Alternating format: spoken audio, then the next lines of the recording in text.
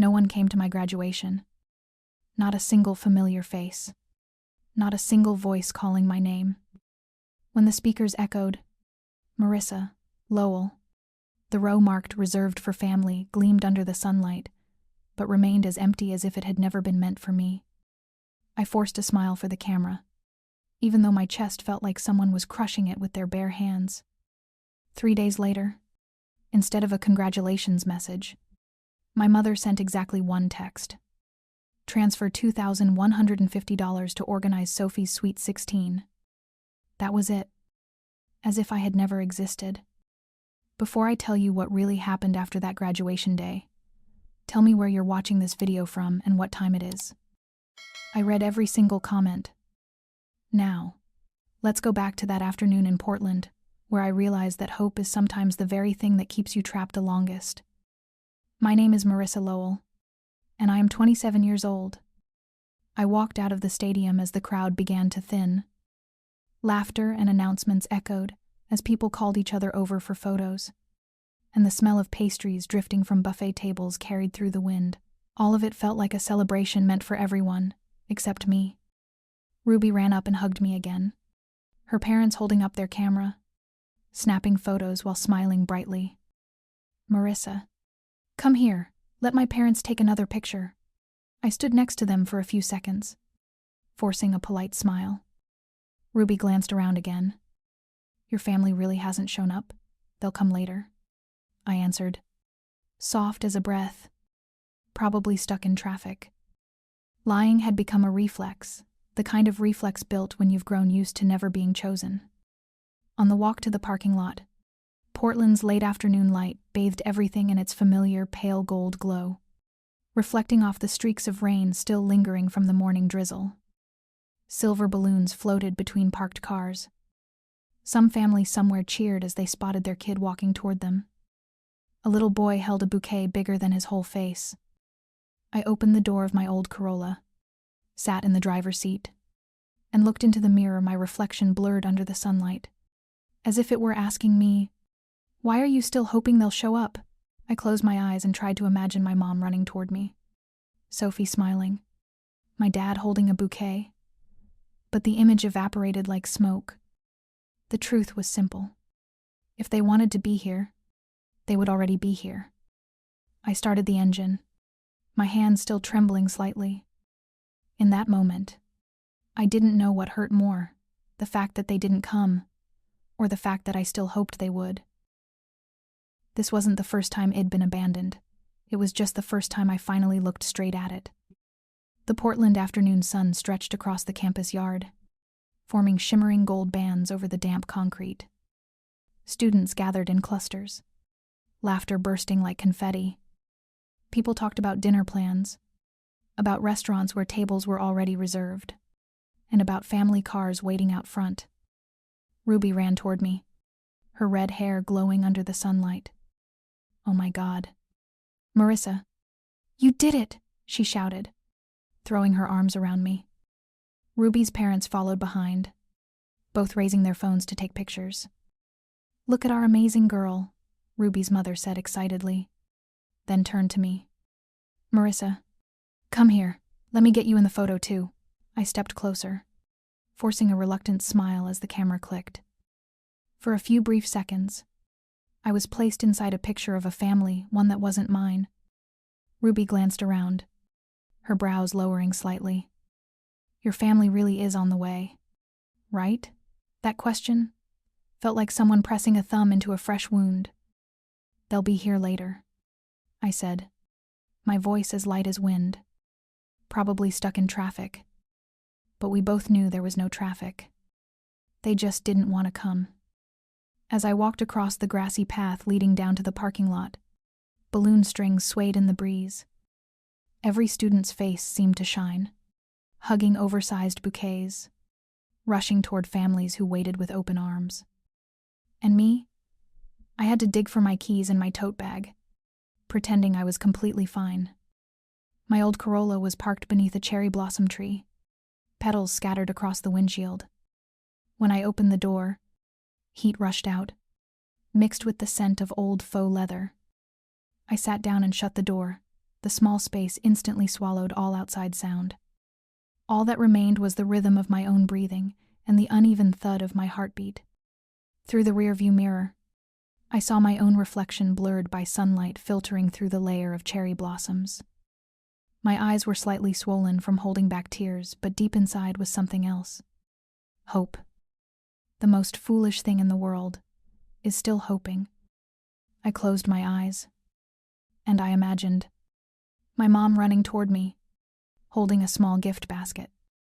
Sophie in sparkly shoes, yelling, "Sister, Dad," awkward but trying, handed me a bouquet he bought at the nearby convenience store. The image was so warm. I wanted to believe it was real.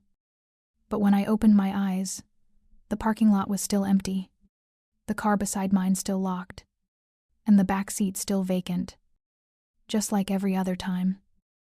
The scene before me blended with an old memory the year I was 22. At my college graduation in Denver, I stood in the middle of a massive stadium, among thousands of cheering voices, but none of them were calling my name. Mom texted, "Sophie has an important cheer practice. Please understand for your sister. Okay?" Dad stayed silent, as if my graduation had nothing to do with him.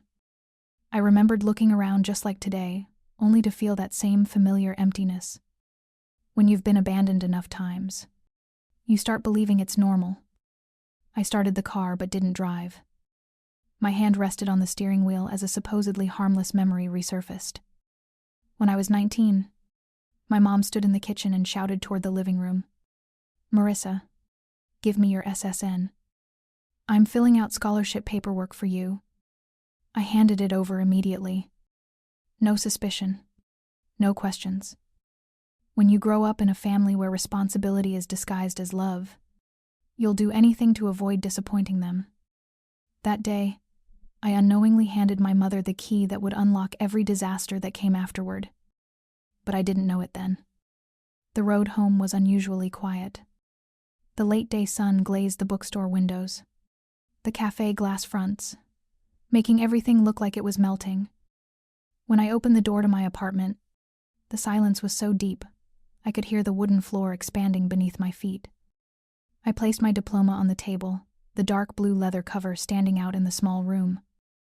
I picked up my phone, instinctively checking my bank account before paying any bills. Balance: $2,987.14. Looking at that number, all I could see was a cold truth. 10 years of effort had only been enough to patch the holes my family created. Just one more text demanding money, and I wouldn't survive it. I set the phone down. My breathing grew heavier. It was time to face the truth instead of running from it. I stared at my bank balance, and for the first time in my life, I asked myself, am I really going to let them take anything more from me ever again? Peace is not a reward. It's only the quiet before the truth rises to the surface. The next morning, Portland felt as if it were covered with a thin layer of mist. Pale sunlight filtered through the window, reflecting soft pastel-like patches on the wall. I woke up to the sound of the Max line passing by, metal wheels gliding gently along the tracks, the familiar sound of this city. The apartment was so quiet, it was almost unsettling. No footsteps from anyone else. No voices calling out. No one waiting for me to step out of my room. Only the sound of water boiling in the kettle, the steam carrying a faint metallic scent. I poured coffee into a blue ceramic mug and took a long breath. For a moment, I thought I felt peace. But then my phone buzzed. 1 notification. 2 notifications. 3 notifications. I picked it up, still none from my family. Just promotional emails, payment reminders, and gym discounts. No, congratulations. Sweetheart. No. How was yesterday? No, we're sorry we missed it. The strange thing was, I had waited. I didn't even know why I still waited. I opened an old message on my phone. "You are your mother's pride." Sent 8 years ago. I used to believe it. Now, even the words felt hollow.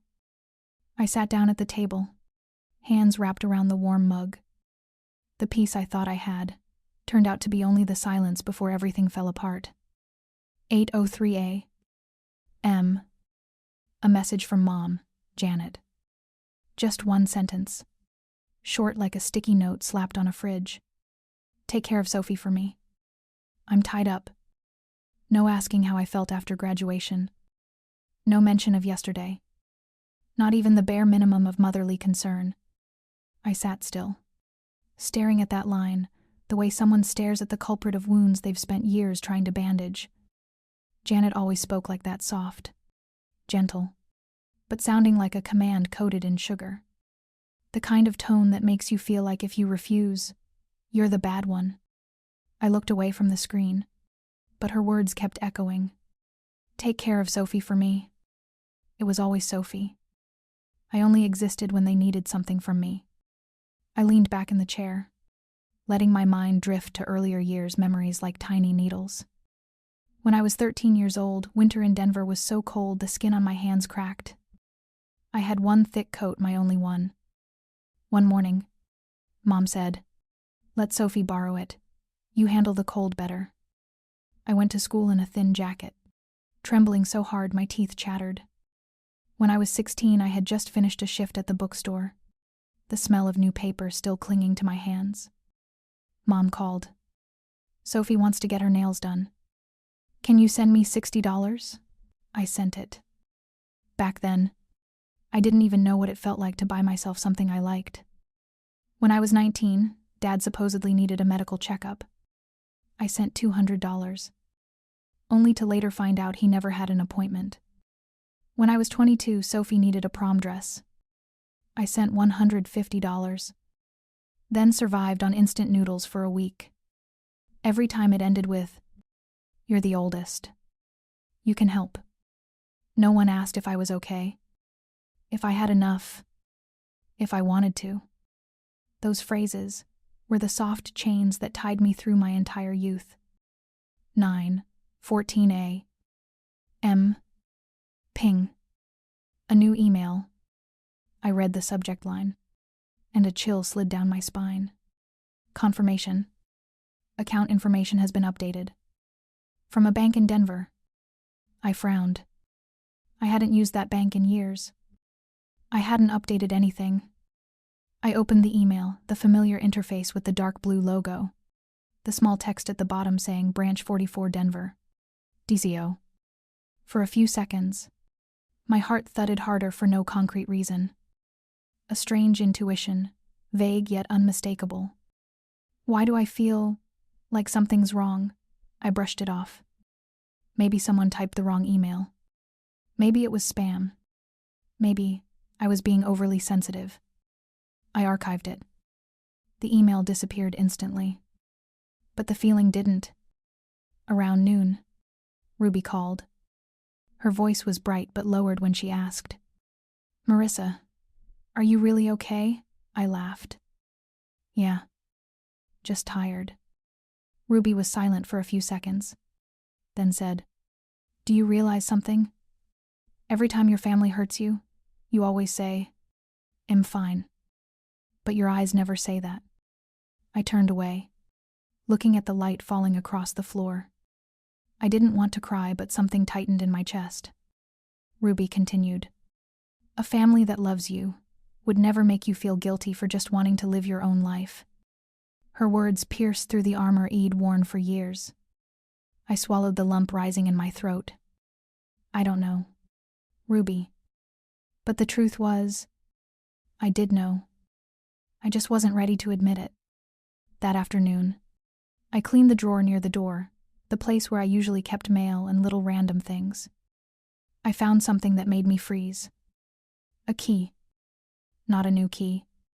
A duplicate of my old key, the one I was certain had been replaced when I called the locksmith. I picked it up. The metal was icy cold. A tiny scratch ran across it, like the mark of someone who had used it many times. The desk lamp reflected on the key's teeth, making them look like small blades. I shuddered. How was it still here? Had Mom made another copy without telling me? How many times had they entered my home without my knowledge? The apartment suddenly felt unfamiliar, as if I had never truly been alone. I set the key down on the table, but the feeling of violation remained lodged inside my chest. Night fell. I opened my laptop. Portland's wind seeped through the window crack, carrying the chill of May. The cursor blinked on a blank screen, reflecting my face tired, slightly swollen around the eyes, but for the first time, a little guarded. My graduation diploma lay right next to the old key, one symbol of my effort and one symbol of intrusion. I sat up straight, took a deep breath, and I had no idea that, in just 48 hours, my life would derail in a way no one could ever imagine. Silence knows how to frighten you too, especially when it feels exactly like being abandoned. Portland's rain never truly falls, it only hovers. Thin, like mist. Just enough to darken the pavement under the dim yellow streetlights. I sat by the apartment window, hands wrapped around a warm cup of tea, watching droplets slide slowly down the glass. The room was filled with a gray light that made everything look as though it had sunk under a layer of weary dust. My laptop was open, an Excel sheet displayed, but I couldn't focus. My mind felt like it was being pulled backward in time, to moments I thought I had forgotten. In that small room, I could hear even the sound of my own heartbeat. This silence wasn't peace. It was an empty space stretching on, reminding me that I had grown far too accustomed to being left behind. Sometimes, silence isn't because people are busy, but because they simply never thought of you. I set the cup down on the table. The steam still lingered, but my hands were cold. That question, the one I used to avoid, used to fear, used to make excuses for them. But the older I got, the clearer one truth became. I was always the solution, never the priority. I remembered the days, Mom said. You're the understanding one. You're the oldest. You have to sacrifice. I remembered Dad standing there, hands shoved in his pockets, eyes wandering elsewhere, as if whatever was happening had nothing to do with him. I remembered Sophie always the center, the family's pride, the future. And me? Just the place they leaned on whenever they needed. A support pillar so used to bearing weight that no one thought it could get tired. There is a memory I've never told anyone. My birthday, when I was 14.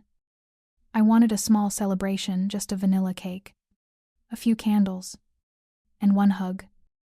Sophie was 8 then. That same day, she won Best Costume in a school performance. Mom was so excited she threw a mini party to celebrate her right on my birthday. When I quietly asked, "What about my birthday?" Mom looked at me as though I were being troublesome. "Adults can't be selfish. Your sister is the future." I stayed silent. I thought it was just a one-time thing. But as I grew older, I realized every day was Sophie's birthday, and I was only the faded shadow standing at the edge of the family photo. Living alone made everything clearer, like a mirror finally wiped clean. I began to see. Mom was the one who held power. Dad was the silent accomplice. Sophie was the chosen one. And I was the enduring one, the one who had to be fine. I had to be strong, and had to sacrifice. All those years, they weren't random. They were a system. A finely tuned structure repeated so often that I started believing it was normal. I looked at the desk where my new diploma lay beside the old key.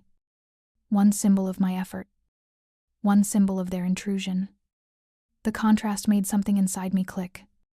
My family didn't need my love. They didn't need me as a daughter. They didn't need my presence. They only needed what I could provide. Money, sacrifice, silence. The obedient face of the oldest daughter, I placed my hand over my chest, my heart beating strong, but no longer hurting the way it used to. It felt like I was finally waking up. The rain outside grew heavier. The sound of it hitting the awning was like punctuation marks pressed onto every truth I didn't want to face. Gray light spilled through the window, painting the room in a familiar, somber tone. A breeze slipped through the doorframe, carrying the scent of wet earth. the smell that reminded me of the days I pedaled my bike through the rain to bring food home for the family. All those memories blended together, sinking beneath the drizzle as if the city itself were retelling my story in another language. Some families don't break apart because of explosions, but because of silence that stretches so long it suffocates. I picked up a small notebook and wrote, "Change all passwords. Check bank accounts. Stop sending unreasonable money. Don't open the door without notice. Keep distance from Mom. Protect myself like I am protecting something precious." With each bullet point, I felt like I was laying down the first bricks of my own life. Not to take revenge, but to survive. I looked at the window. My reflection appeared through the rain, blurred, fragile, but resolute. I whispered softly, like a quiet promise. No one saves me except me. And in my eyes, for the first time in years, there was no trembling, only clarity. I closed the notebook. And I didn't know why, but the instinct inside me said very clearly, I didn't realize those small precautions were the thing that would start to make my mother afraid. There are mornings that seem peaceful, but just one tiny notification is enough to make your heart drop out of your chest. Portland this morning was covered in a fog so thick I could no longer see the building across the street. The cold air seeped into the apartment every time the wind slipped through the doorframe, touching my skin like icy fingers. I woke up with a strange feeling, the kind of unease you can't name, only knowing that something is approaching, like a low-frequency rumble beneath the ground. The light leaking through the curtains was faint and washed out, spilling across the kitchen counter and making the room look like a bleached-out scene. I made coffee, steam curling upward in thin spirals, but it didn't warm me at all. With the cup in my hand, I stared at the phone face down on the table. No messages. No missed calls. In the past, that would have brought me relief. Now, that silence made my heart jolt. Silence meant my mother was planning something, and she never left me alone for too long. I opened my laptop, intending to sink into work like any other day, but a sudden notification flashed at the corner of my screen, making me freeze. Denver Federal Bank. Suspicious activity detected. I felt the pulse in my wrist stop for a beat. Half a second later, my whole body flushed hot and then turned ice cold, like someone had poured frozen water into my chest. I clicked open the email, my fingers feeling disconnected from my own hand. The first line made my entire body lock up. "We detected a new credit request associated with your SSN." I leaned closer to the screen, my breath catching. Words that were normally harmless suddenly felt sharp enough to slice through whatever fragile piece I had left. No. Don't tell me. I rushed to open my credit report, my heart pounding so violently I could hear the pulse pounding against my ribs. The screen loaded. 2 new credit inquiries. Capital West Bank Horizon Credit Union opening date. 3 days ago. Verification address. Lakewood Drive, Denver. My mother's house. I felt the entire room tilt slightly. I gripped the edge of the table, my nails digging into the wood. But the hardest hit was the next line. Primary applicant, Marissa Lowell. Co-applicant, Janet Lowell. A dense ringing filled my ears. Every sound in the room disappeared, leaving only the rough, strained thud of my heart. I swallowed, my throat dry. This wasn't asking for help. This wasn't borrowing money. This wasn't help, Sophie. This was a financial crime. Intentional. Calculated. And in my name? When a family sees you as property, they don't see boundaries. They see opportunities. I dialed the hotline immediately, my fingers shaking so badly they slipped. "Thank you for calling. I'll check right away," the bank agent said. I listened to the rapid clicking of their keyboard. My heartbeat matched each keystroke. Yes, we confirmed 2 credit cards were opened at our Denver branch. I closed my eyes. A cold line ran straight down my spine. The applicant name is mine. correct? I tried to keep my voice steady. Your name. Your SSN. But the address is not your current one. Lakewood Drive? Correct. The small apartment around me felt like it was shrinking. The co-applicant? I heard the agent inhale before speaking. Instagen, Dajan. Janet Lowell. My heart dropped into my stomach. Not a mistake. Not accidental. Not well-intentioned. My mother had used my identity, and she had signed my name on it. I opened the recording app. Oregon is a one-party consent state. I would need evidence. I called my mother. 3 rings. What is it? Marissa? I'm cooking for Sophie. Say it quickly. I enunciated each word. You opened 2 credit cards using my SSN. Silence. A very specific kind of silence, the kind she used when she was calculating the most self-beneficial answer. Oh, that. I did it for you. Her voice was airy, as if explaining something trivial. You need credit history. At your age, not having any is concerning. I clenched my jaw. You used your address. Not mine. So what? We're family? I lowered my voice. You forged my signature. A sharp breath sounded from her end. Not guilt, but anger at being caught. Marissa, don't be dramatic. I did it for Sophie. You're always so selfish, I've reported it to the bank. Another silence longer. Heavier. Then she nearly screamed. Are you trying to destroy this family? I answered quietly, but my words were as sharp as shattered glass. I'm just protecting myself. The family you destroyed long ago. I hung up. Saved the recording. Named it Evidence 1. Portland's midday wind slammed against the window like it was testing whether I would stay standing. The maple tree outside bent, its shadow thrashing wildly against the gray wall. The max line rumbled by the metal grinding along the rails like a drawn-out warning. I looked outside. The city was cold, but I was colder. This was no longer about money. This was about identity. Power. Control. And my mother had just declared that she was willing to take anything from me, my name, my future, my life. I opened my laptop. File official reports with the bank, attach the recording. Request a credit freeze. Block all access from Lakewood Drive. Alert other financial institutions. Every action was quick, clean, and decisive.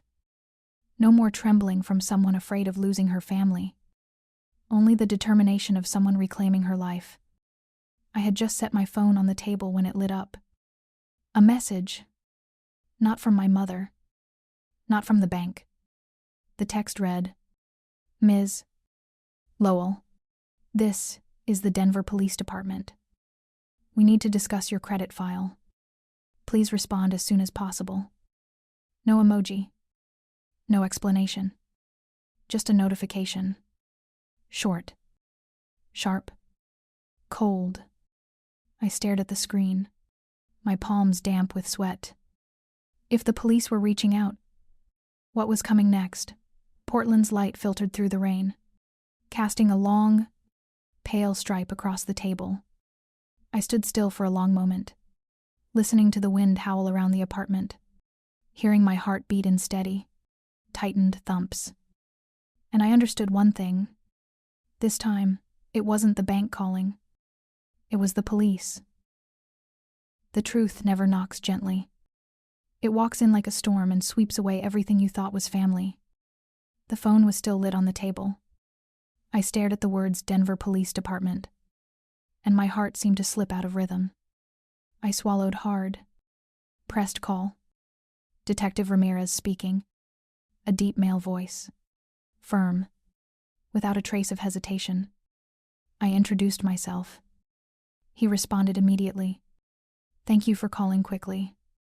We received a report from Denver Federal Bank regarding unauthorized use of personal information. We need to verify several details with you. I sat down, trying to steady my breathing. I'm ready. The credit accounts under your name have generated unauthorized transactions. We're collecting files from the bank. But what stands out is, I heard papers shifting on his end. The applicant seems extremely familiar with your personal information. I closed my eyes. He didn't need to say more. I already knew who. Detective Ramirez continued. Because you're in Oregon, this will be handled federally under identity theft. It'll send you a secure link to submit your signature sample, evidence, and your statement.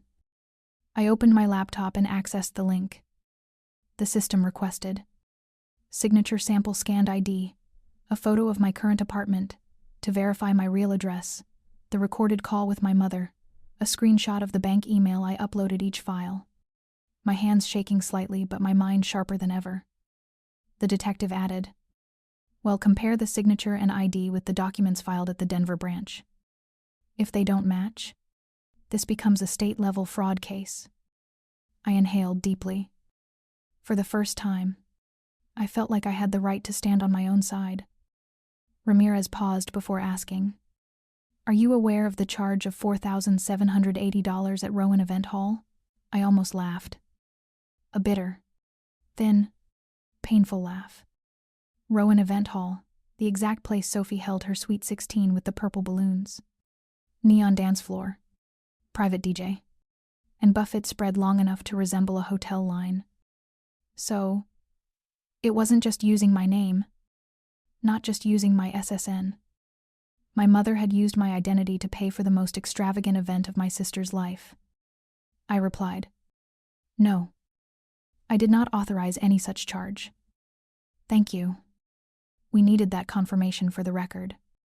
2 minutes after I uploaded all the evidence, my phone rang again. Mom, Janet Lowell, I answered. Marissa, what did you do? The police just called me.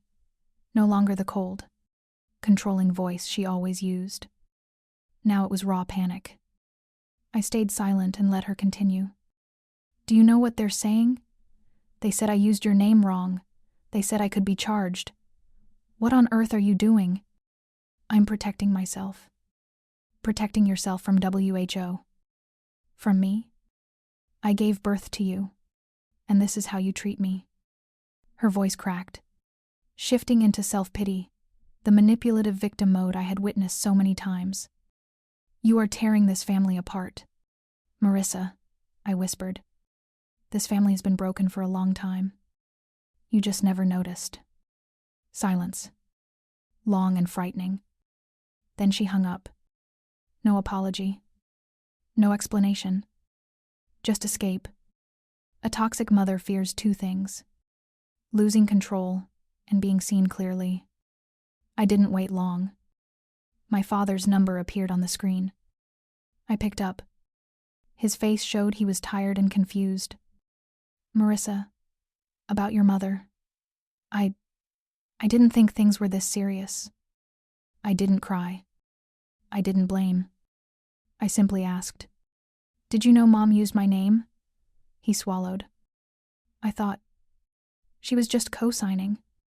You know, your mother always thinks Sophie needs more support. I stayed silent. I'm sorry. I should have spoken up sooner. I looked at him, a man not cruel, but weak.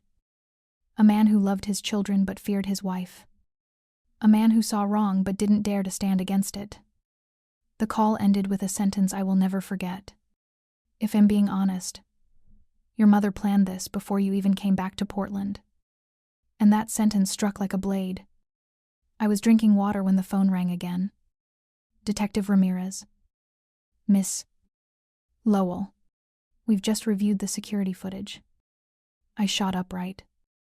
The person submitting the application was your mother. I tightened my grip on the phone, feeling my hand turn cold. She presented her own ID, then signed the documents under your name. Staff said she told them. She's busy with school. I'm handling it for her. I closed my eyes. No shock. No pain. Just confirmation. The detective continued. The recorded call you sent matches both the information and behavior captured on camera. This is very strong evidence. He sent me a PDF file. Identity theft affirmation statement. I printed it. The paper trembled slightly in my hands, but not from fear. I read each line. I affirm that I did not open the account.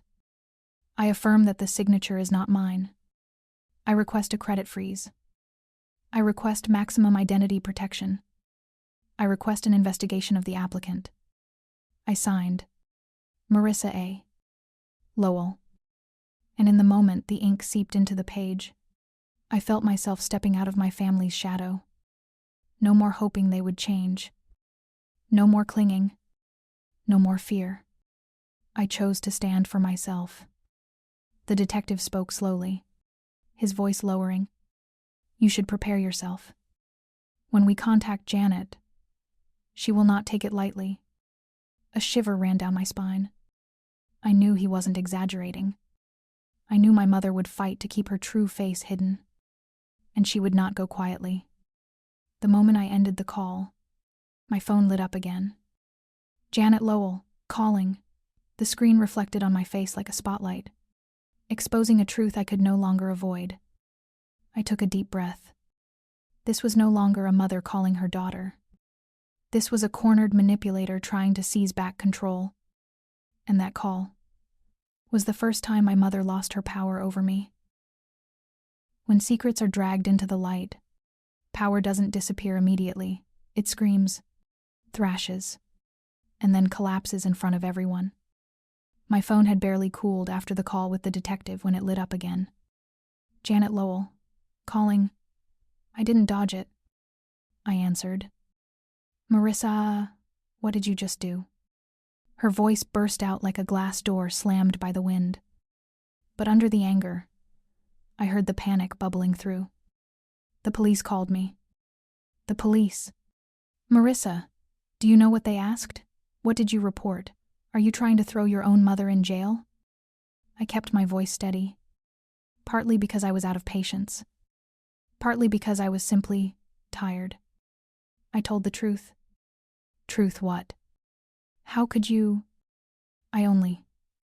You stole my identity. She went silent. 1 second. 2 seconds. Then a scream tore through the line. You're destroying this family. I spoke slowly.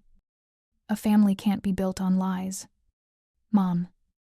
For the first time, she had no answer. Not even 20 minutes later, Janet called again, this time her voice hinting that someone else was in the house. I heard knocking. Sophie's footsteps. My father is trying to calm things down. And Janet's voice came through shrill, sharp, desperate, stripped of dignity. No, I didn't sign her name. I didn't mean to. This is a misunderstanding, I heard neighbors whispering. Did they call the police to the Lowell's house? Portland wasn't like that. But Denver was the kind of place where every street knew every story. I didn't feel joy. Not at all. I only felt that finally. I no longer had to carry her secret for her. A loud bang echoed through the phone. My father. Janet, what are you doing? Is what Marissa said true? Did you sign under her name? Janet burst into tears fast. Sharp. Breathless. The cry of someone cornered. I just wanted to help Sophie. She needed a proper party. I didn't mean harm, but why use her name? Did you lie to me too? Sophie stepped in for the first time. Her voice was neither proud nor careless, but trembling. Mom, did you really use her name, Sophie? Stay out of this. But that's illegal. A simple sentence. But it stabbed straight into Janet. She screamed. This is all Marissa's fault. She called the police, and that was the moment I realized. They were no longer a family. They were a collapsing system. A manipulator's power never vanishes instantly. It fractures little by little right in front of the people they once controlled. News traveled faster than any phone call. I received a message from an old neighbor on Lakewood. What happened to your mom? Saw cops outside her house earlier. Another neighbor posted a vague Facebook status. Not everyone who looks wealthy is real. Sometimes they steal their own kid's identity. Only 12 words, but enough for the whole neighborhood to understand what was happening. Sophie texted me, "You did this because you want to hurt Mom, right?" I replied, "No, because I want to protect myself." A moment later, Sophie responded, I didn't know things were this bad." I knew that was true. Children favored in a toxic family rarely see the damage until it explodes. My phone rang again. "Marissa, listen. I'll pay it back. All of it. I mean it. I'll clean this up." I stayed silent. I know I went a little far, but I did it for Sophie. I just wanted her to have a special day.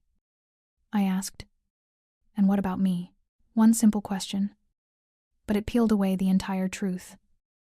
Janet didn't answer for the first 5 seconds. Not because she didn't know what to say, but because it was a question she had never once considered. Finally, she tried to salvage control. "Marissa, you're the older one. You're stronger. You understand more. You should say no. Mom, I'm not sacrificing anymore." My words cracked something in her voice. Then what do you want?" I replied. "The truth. That's all." Janet tried her final move. "Withdraw the report. Well, handle this within the family. No need for the police to get involved." "No." My voice was steady like cold water. "I'm not doing this for revenge. I'm doing this to end a cycle of sacrifice that has lasted 2 decades. I heard her choke. "Marissa, don't embarrass me." I exhaled slowly. "I'm not embarrassing you. Mom, you did that yourself." Silence. Complete silence. For the first time, I heard the sound of her collapse in her breathing. An email arrived at 6:41 p.m. Fraud report moved to direct verification stage. Mrs. Janet Lowell must provide a formal statement. Transactions frozen for the next 48 hours. No flourish. No threats. But each sentence cut away another piece of the mask Janet had fought to keep. Sophie sent another message. "Mom is crying. I've never seen her like this." I closed my eyes. I didn't feel victorious. I only felt empty. Around 9 p.m. Janet sent me one last message. Just 7 words. "Family doesn't do this to each other. Marissa." I stared at the line for a long time and understood. The next part wouldn't be screaming. It would be silence. Silence carrying the weight of real consequences. Freedom is not a cheer. It is the moment you sit alone and realize you no longer owe anyone an explanation. I woke up to Portland, sunlight spilling through the curtains, casting a thin golden stripe across the carpet. My small apartment was still the same. Quiet. Warm. And mine. No angry footsteps. No demands for money. No messages saying, "I need you to do one more thing." I brewed a cup of chamomile tea, the rising steam like clean air. For the first time in many years, I felt, not tense. My laptop lit up. A new email notification appeared. Denver PD, fraud investigation update. I opened it. No trembling. No fear. Just truth, and I was ready to read it. "Mrs. Janet Lowell has confirmed the misuse of identity."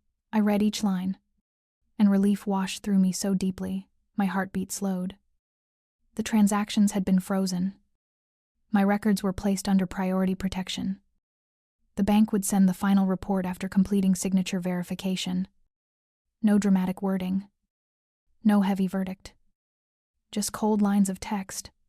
But to me, it felt like someone had opened a window for fresh wind to rush in. There was nothing hanging over my head anymore. Janet could no longer control me using my own identity. I walked to the glass wall, looking down at the street. Portland's morning chill brushed my hand, reminding me of those childhood nights when I sat at the kitchen table doing homework under the yellow stove light. Sophie was 10 then. I was 14. Mom would say. Marissa, watch your sister. I'm busy with adult things. I watched Sophie laugh while I cleaned the table, washed clothes, and did homework between endless invisible chores. I didn't know when I had become the family's rescue station. The memory flashed by like an old film clip, not to hurt me again, but to remind me why I had to leave. Sometimes it's not family that exhausts us, but the false belief that if we try a little harder, they will change. My phone rang. Dad.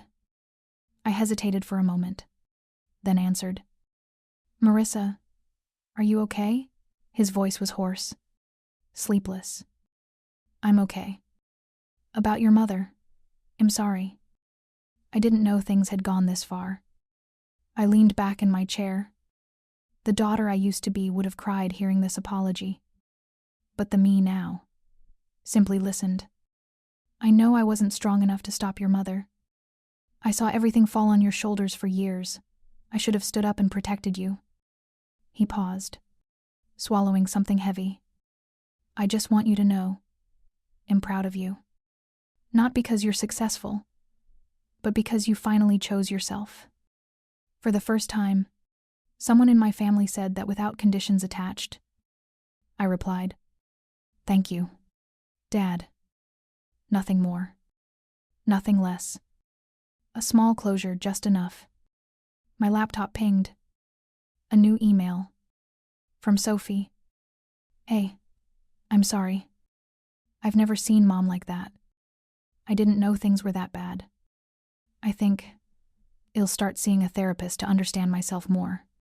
If one day you want to talk, I'm here. I reread it. Sophie had never been the villain. She simply grew up inside the velvet cage our mother built around her.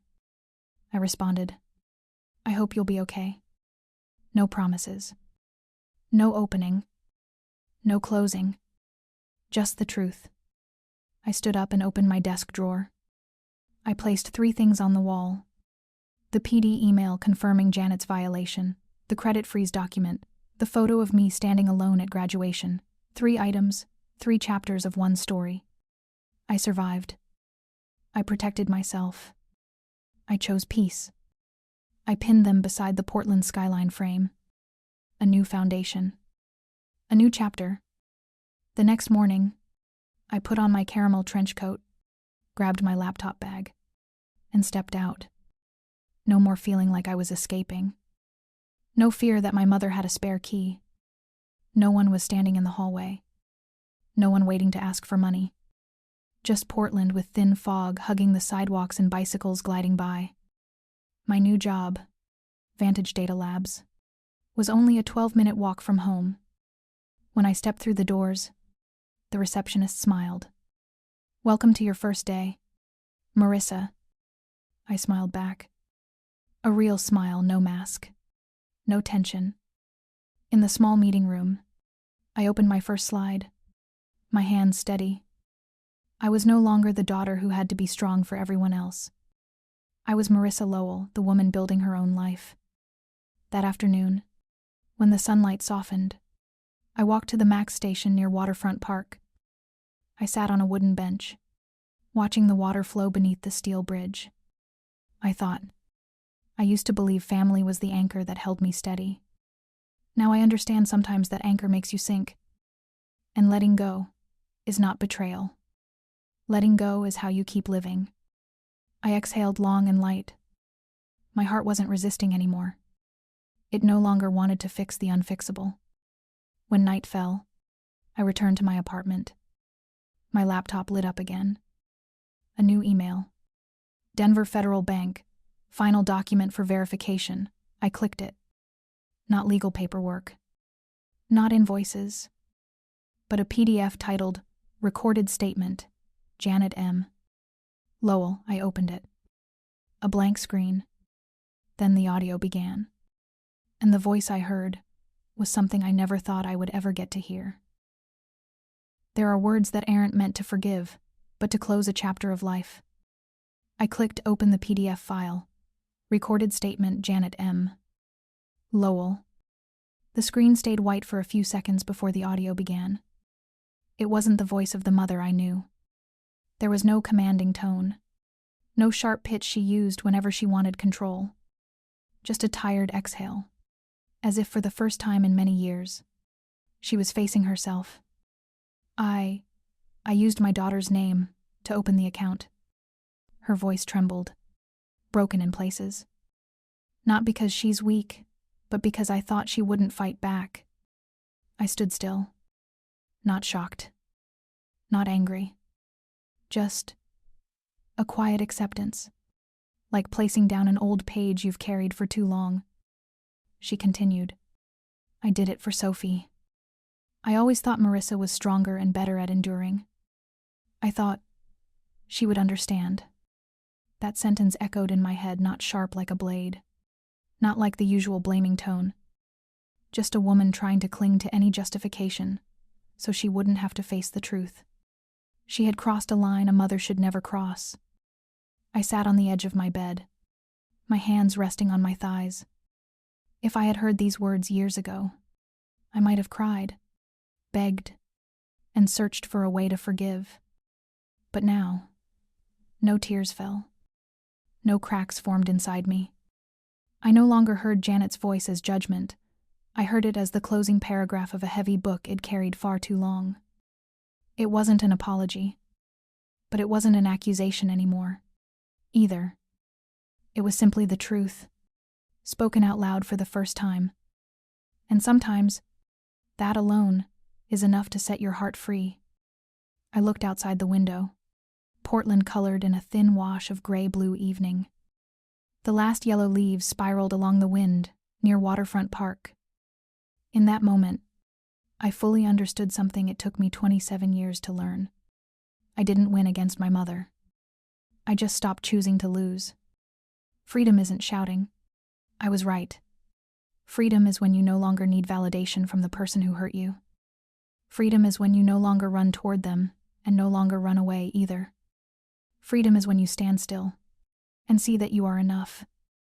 I closed the audio file. The soft click almost vanished inside the quiet space of the apartment. I stood up and opened the window. Portland air rushed in cool, smelling of early rain, clean like a new beginning.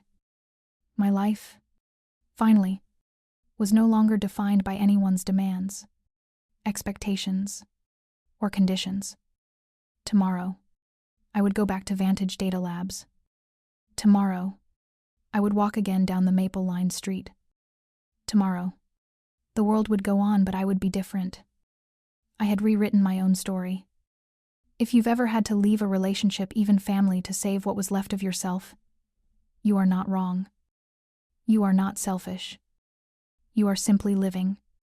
Please like and subscribe so I can share many more meaningful and heartfelt stories with you. See you in the next video.